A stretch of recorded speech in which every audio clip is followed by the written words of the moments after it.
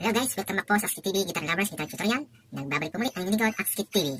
Kung bago ka po sa channel na to, huwag kalimutang mag-subscribe at pindutin ang notification bell para updated sa aking mga video na i-upload. So kung bago ka, para sa ito, ang mga pag-aaral na to, para sa ito. So ngayon, shoutout po sa inyong lahat. Huwag sana kayong makakalimot na panoodin at tapusin kung gusto nyo talagang matuto kayo. Hindi man 100%, pero matututo kayo sa akin kahit konting bagay. So, huwag na natin patagalin at baka mainip pa kayo. So, tara na, let's go!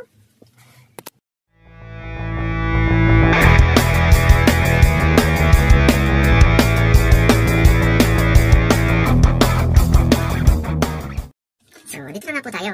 Ang aking ituturo ngayon, yung nakaraan, ang tinuro ko sa inyo ay kung paano gawin sa gitara yung G major scale. Para po sa mga baguhan to ha. Para sa mga bago na nag-aaral pa lang.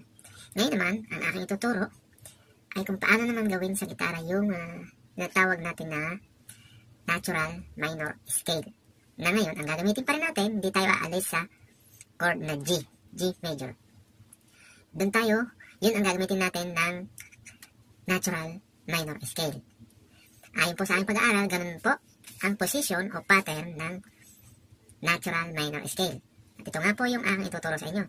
Sana po ay inyong sundang maigi para naman may matutunan kayo. Halimbawa, baguhan ka nga. Paano nga yan? Gawin po natin. Ano ba yung sinasabi ko na natural minor scale na yan?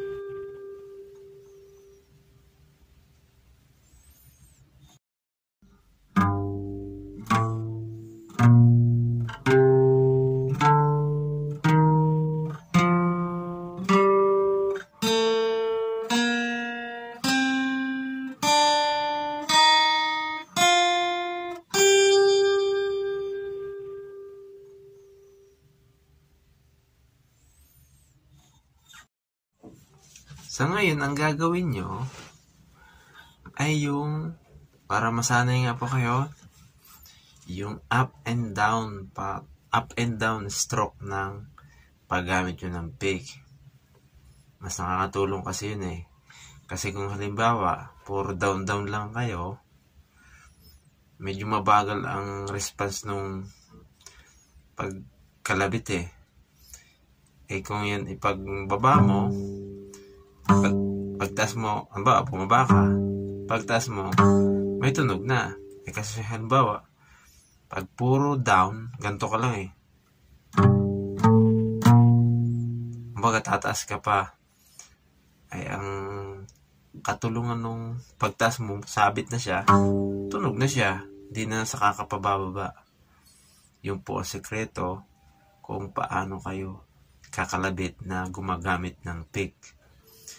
So ngayon, yun po yung position o yung pattern ng natural minor scale.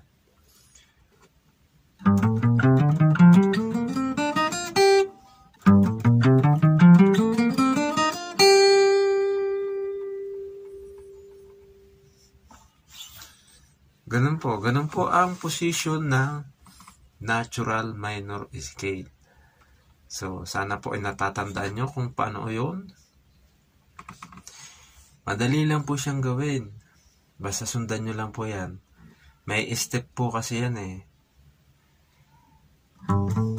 Sa halip na ganitong gawin nyo, patas ng patas, dito na siya gagamit. Kailangan tandaan nyo yung mga step.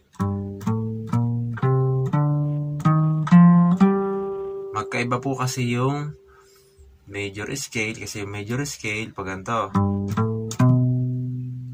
Ito naman, natural minor.